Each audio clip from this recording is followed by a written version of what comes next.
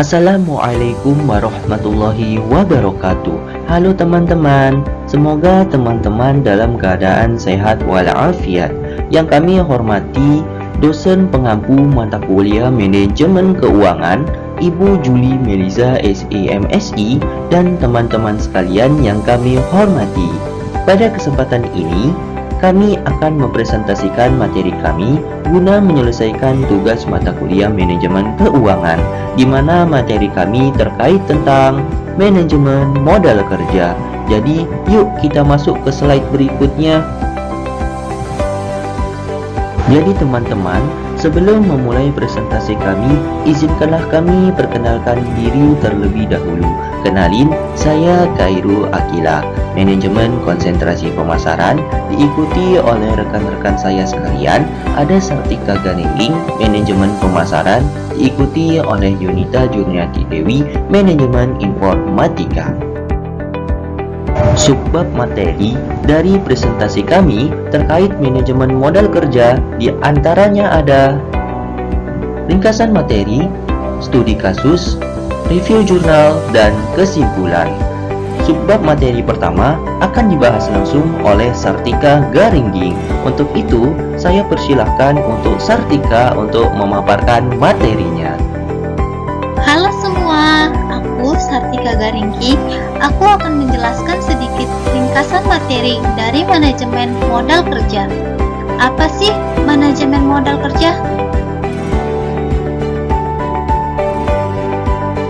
Mari kita bahas sedikit pengertian manajemen modal kerja. Manajemen modal kerja adalah proses perencanaan, pengendalian, pemantauan aset dan kewajiban jangka pendek suatu perusahaan untuk memastikan kelangsungan operasionalnya. Modal kerja mengacu pada seluruh aset dan kewajiban perusahaan yang dapat dengan mudah dikonversi dalam periode waktu singkat, biasanya dalam 1 tahun. Ini mencangkup kas, piutang, persediaan, dan kewajiban seperti hutang dagang.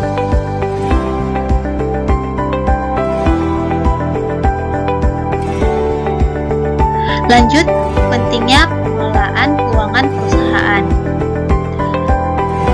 Pengelolaan keuangan perusahaan adalah aspek kunci dalam menjalankan bisnis yang sukses dan berkelanjutan. Ini tidak hanya berperan dalam memastikan kelangsungan hidup perusahaan, tetapi juga mempengaruhi daya saing dan kemampuan bisnis untuk tumbuh dan berkembang.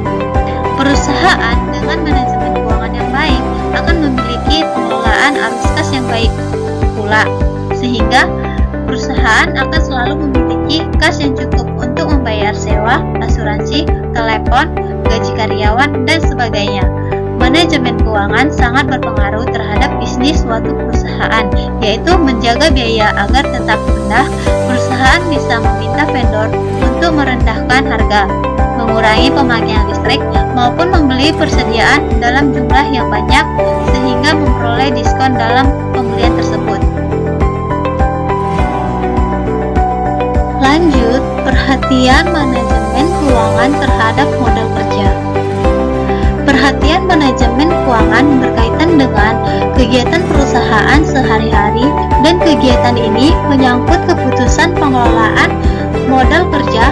Hal ini dilakukan oleh manajemen keuangan karena sebagian besar dana perusahaan terserap dalam modal kerja. Pada perusahaan manufaktur, dana perusahaan yang tertanam dalam modal kerja biasanya lebih dari 50%. Untuk perusahaan distribusi bahkan akan lebih besar lagi. Tanpa modal kerja yang cukup, maka perusahaan akan mengalami kesulitan untuk menjalankan aktivitasnya. Poin penting manajemen keuangan: 1. Mendukung operasional harian. 2. Mencegah kekurangan kas. 3. Meningkatkan likuiditas. 4. Mengurangi resiko. 5. Memungkinkan pertumbuhan. Dalam manajemen keuangan, ada keputusan investasi dalam modal kerja. Penentuan jumlah dana yang akan ditanamkan dalam aktiva lancar perusahaan atau keputusan investasi pada aktiva lancar. Aktiva lancar perusahaan biasanya bersifat jangka pendek atau terdiri dari kas, piutang, dan persediaan serta aktiva lancar.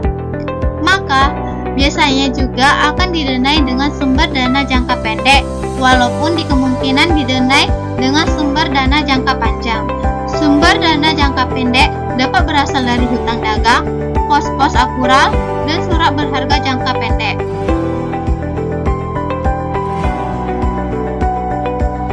Analisis rasio modal kerja, likuiditas, dan quick ratio. Salah satu rasio modal kerja yang sering digunakan untuk mengukur tingkat likuiditas perusahaan atau kemampuan perusahaan untuk memenuhi kewajiban jangka pendek atau kurang dari 1 tahun adalah rasio likuiditas. Rasio likuiditas dihitung dari aktiva lancar dibagi dengan kewajiban lancar. Rasio likuiditas yang tinggi belum tentu mencerminkan likuiditas perusahaan yang sesungguhnya. Karena apabila aktiva lancar perusahaan sebagian besar bukan terdiri dari kas, melainkan terdiri dari piutang persediaan yang ternyata sulit menjadi kas karena piutang sulit ditagih dan persediaan sulit terjual, maka perusahaan akan mengalami kesulitan untuk memenuhi kewajiban jangka pendeknya. Ada beberapa istilah siklus arus kas modal kerja. 1. Periode konversi persediaan. 2. Periode konversi piutang. 3. Periode penangguhan utang usaha. 4. Siklus konversi kas.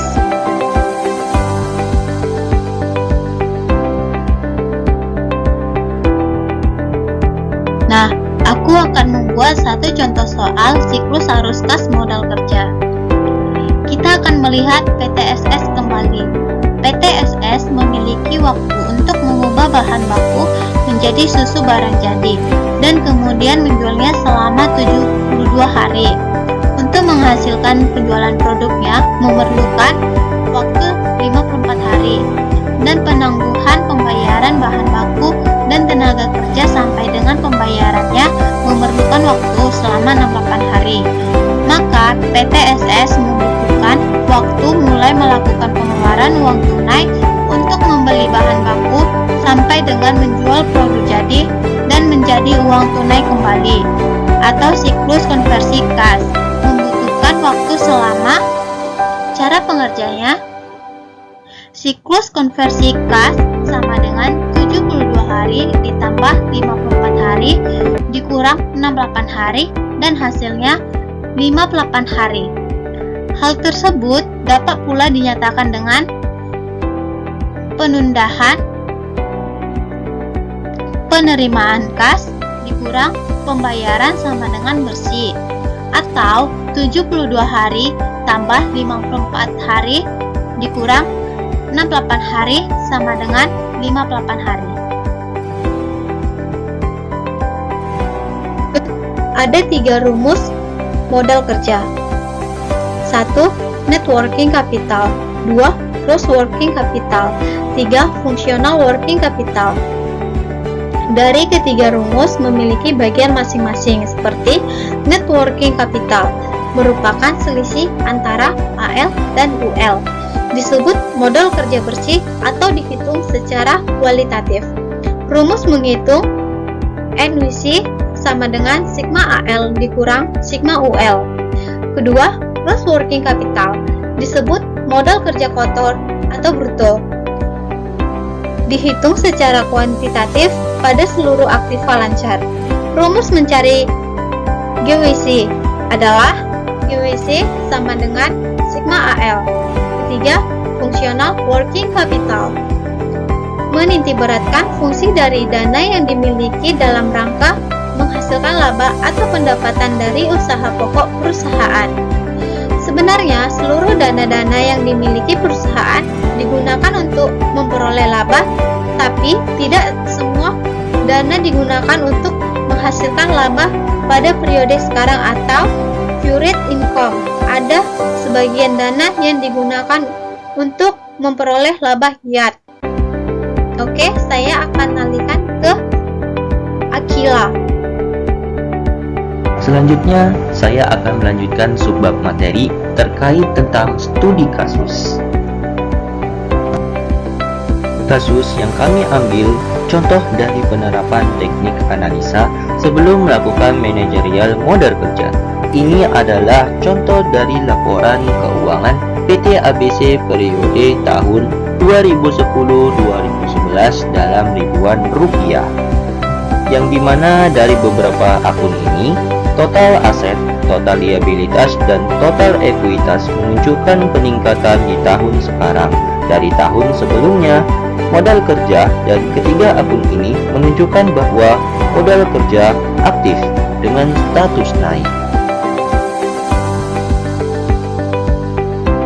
Interpretasi data atau melakukan sebuah penafsiran terhadap data laporan keuangan PT ABC. Jadi, data tersebut menunjukkan bahwa semakin tinggi aktiva lancar, semakin besar pendapatan yang diperoleh perusahaan. Sedangkan semakin kecil aktiva lancar, maka akan semakin sedikit pula pendapatan yang diperoleh. Sebaliknya, semakin besar hutang lancarnya, maka semakin kecil pendapatan yang akan diperoleh perusahaan. Sedangkan semakin kecil hutang lancar, akan semakin mempermudah perusahaan memperoleh pendapatan yang semakin besar. Sebagai salah satu bank yang memiliki kekuatan di bidang permodalan yang cukup, yang dibutuhkan adalah pengelolaan permodalan yang baik dari pihak manajemen, sehingga mampu menghasilkan pendapatan yang baik bagi perusahaan. Berdasarkan latar belakang di atas dan pentingnya peran PT ABC tersebut, maka penulis tertarik untuk mengkaji analisis manajemen modal kerja PT ABC. Kita akan masuk ke dalam teknik analisa data, di mana dalam teknik analisa data ini terdapat beberapa rumus yang akan kita gunakan untuk menghitung laporan keuangan dari PT ABC. Di antaranya ada rasio total aktiva terhadap modal kerja bersih, kemudian diikuti oleh rasio kewajiban lancar, dan terakhir ada perputaran modal kerja. Masing-masing dari rumus ini memiliki beberapa cara penyelesaiannya. Di antaranya seperti rasio total aktiva terhadap modal kerja bersih, rumusnya adalah total aset dibagi dengan net working capital. Untuk rasio kewajiban lancar sendiri, cara pengerjaannya adalah current liabilities dibagi dengan net working capital. Sementara untuk perputaran modal kerja sendiri, cara pengerjaannya yaitu revenues dibagi dengan net working capital. Rasio total aktiva terhadap modal kerja bersih dari dua periode. Untuk periode yang pertama, kita akan menghitungnya dengan rumus total asset to net working capital ratio. 10.000 dibagi 1.400 sama dengan 7,143. Untuk periode selanjutnya, kita akan menghitung 15.000 dibagi dengan 1.100 sama dengan 9,091. Kita akan menghitung kali ini terkait tentang rasio kewajiban lancar dari dua periode. Untuk periode yang pertama, kita akan menghitungnya dengan rumus current liabilities to net working capital ratio, yang dimana sama dengan 8.000 dibagi 1.400 sama dengan 5,714. Untuk periode selanjutnya, kita akan menghitung dengan rumus yang sama, yakni 9.000 dibagi dengan 1.100 sama dengan 8,182. Perputaran modal kerja dari periode sebelumnya dan periode selanjutnya. Jadi, untuk periode sebelumnya kita akan menghitung dengan rumus working capital ratio turnover, yang dimana 11.000 dibagi 1.400 sama dengan 7,857. Sementara untuk periode selanjutnya kita akan menghitung dengan working capital ratio turnover sama dengan 12.000 dibagi 1.100 sama dengan 10,909. Terima kasih kepada Akil yang telah mempersilahkan saya untuk melanjutkan materi selanjutnya, di mana materi kita akan berlanjut mengenai review jurnal, yaitu tentang studi kasus manajemen modal kerja. Halo semuanya, saya Yunita Juniarti. Yuk kita lanjut ke slide berikutnya yuk. Nah, pertama-tama ada abstraknya nih. Kita bahas dulu yuk kesimpulan dari abstraknya tentang apa sih?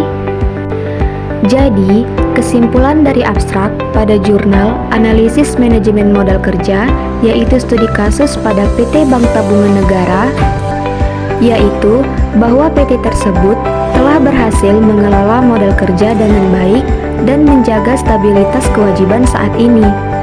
Rasio total aset kerja terhadap modal kerja bersih juga meningkat dari tahun ke tahun yang menunjukkan likuiditas yang lebih baik. Jurnal ini juga merekomendasikan agar bank tersebut terus memperhatikan manajemen modal kerja dan melakukan analisis laporan keuangan untuk mengatasi tantangan dalam industri perbankan. Selanjutnya, kita akan membahas tentang laporan keuangan PT Bank Tabungan Negara Tbk Cabang Manado dalam periode 2013-2014 yang di sini tertulis dalam ribuan rupiah. Kita perhatikan dulu tabelnya sama-sama ya teman-teman. Dan dari data tersebut menunjukkan bahwa semakin tinggi aktiva lancar, semakin besar pendapatan yang diperoleh oleh perusahaan. Sedangkan semakin kecil aktiva lancar, maka akan semakin sedikit pula pendapatan yang diperoleh.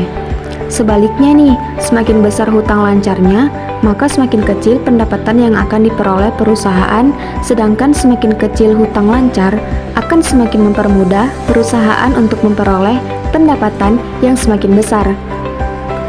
Sebagai salah satu bank yang memiliki kekuatan di bidang permodalan yang cukup, yang dibutuhkan adalah pengelolaan permodalan yang baik dari pihak manajemen sehingga mampu menghasilkan pendapatan yang baik bagi perusahaan. Dan berdasarkan latar belakang pada tabel tersebut dan pentingnya peran Bank BTN tersebut, maka kami tertarik untuk mengkaji analisis manajemen modal kerja pada Bank BTN. Oke, kita next ke slide berikutnya, di mana kita masuk pada teknik analisa data. Yang di sini terdapat 3 rumus. Yang pertama ada rasio total aktiva terhadap modal kerja bersih. Yang kedua ada rasio kewajiban lancar. Dan yang ketiga ada perputaran modal kerja. Nah, kita masuk ke rumus yang pertama yuk, yaitu tentang rasio total aktiva terhadap modal kerja bersih, di mana rumus yang kita pakai yaitu adalah total aset dibagi dengan net working capital atau modal kerja bersih.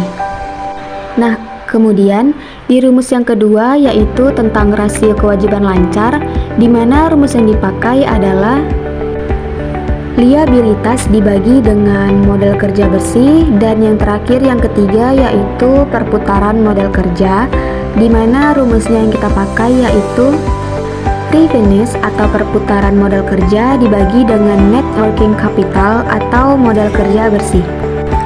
Next ke slide berikutnya.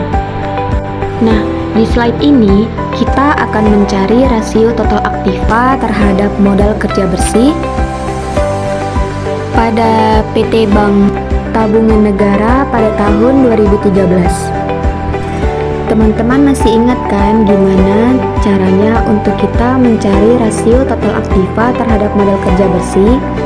Nah, di slide tentang laporan keuangan yang tadi kita bahas, di sini ada menunjukkan total aset pada tahun 2013, di mana total aset pada tahun tersebut berjumlah Rp131.169.730.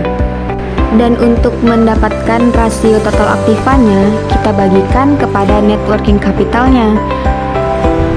Jadi, Rp131.169.730 dibagi 1.443.57 rupiah. Dan dapatlah kita hasilnya yaitu Rp9.089. Dan selanjutnya kita akan mencari rasio total aktiva terhadap modal kerja bersih pada tahun 2014. Rumusnya masih yang sama ya, hanya saja angkanya yang sudah beda. Untuk mencari yang tahun 2014, kita akan sesuaikan angkanya yang terdapat pada tahun 2014 ya. Nah, di sini total aset yang terdapat pada tahun 2014 yaitu adalah 144.575.961 rupiah, dan kita bagi kepada net working capitalnya yaitu ada 1.115.625 rupiah. Nah, maka dari situ dapatlah kita hasilnya yaitu sebesar 12.959 rupiah. Kita lanjut ke slide berikutnya ya, dimana kali ini kita akan mencari rasio kewajiban lancar pada tahun 2013 dan tahun 2014. Nah, untuk mencari rasio kewajiban lancar ini, rumus yang kita pakai tadi adalah liabilitas dibagi dengan net working capital. Langsung saja yuk kita masukkan angka-angkanya. Kita lihat pada tabel 2013, di mana di sini total liabilitasnya itu berjumlah 119.612.977 rupiah. Kita bagi dengan net working capitalnya yaitu 1.443.57 rupiah, dan kita dapatlah hasilnya sebesar 8.288 rupiah.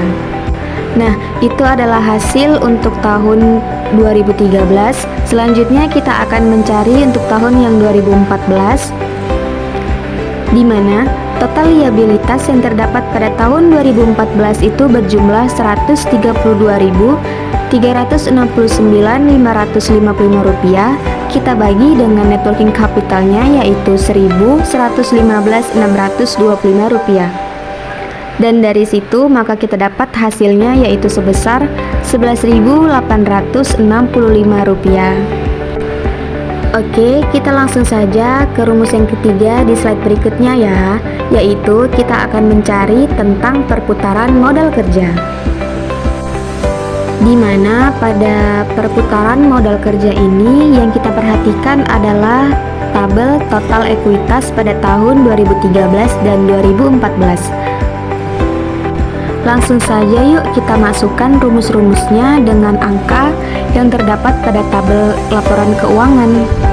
Nah, kita lihat untuk yang tahun 2013, total ekuitasnya terdapat yaitu 11.556.753 rupiah.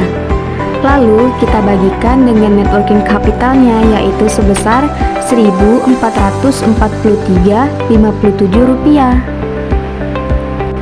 Maka hasil yang didapatkan yaitu 8.008 rupiah. Kita langsung mencari untuk tahun yang 2014-nya ya.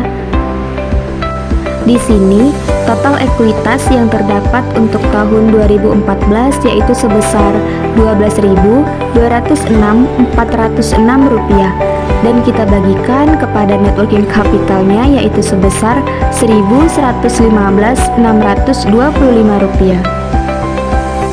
Maka hasil yang didapatkan adalah 10.941 rupiah. Nah, kita udah dapat nih untuk tahun 2013 dan 2014-nya.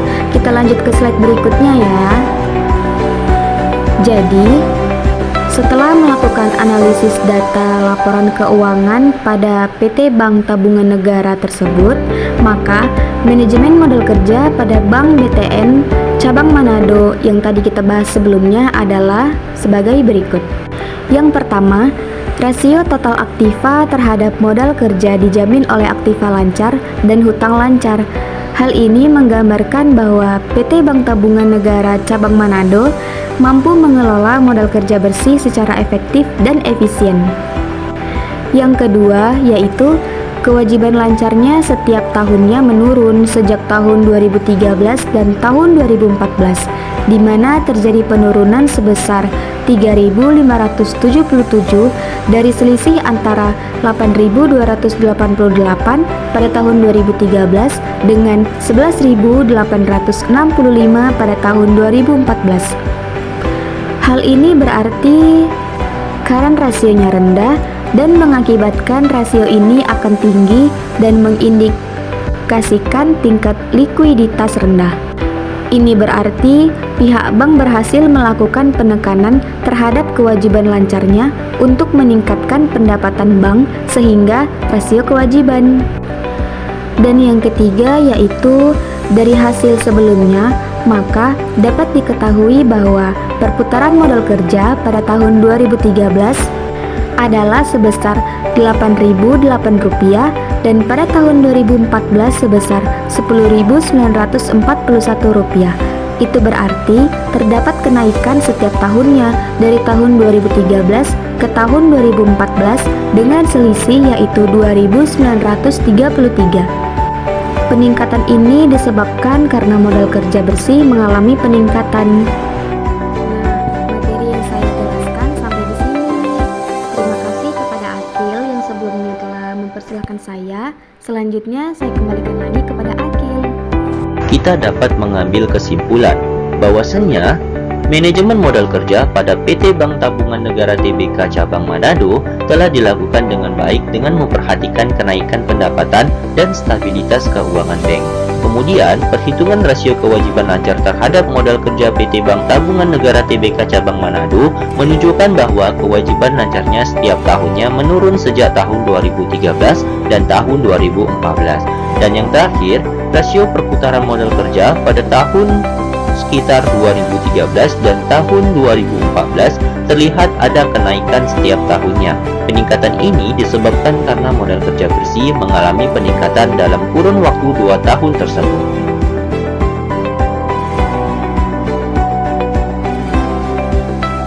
Mungkin itu saja presentasi kami terkait tentang manajemen modal kerja. Semoga bermanfaat buat kita semua. Atas perhatiannya saya ucapkan terima kasih dan sampai jumpa. Wabillahi taufiq wal hidayah. Wassalamualaikum warahmatullahi wabarakatuh.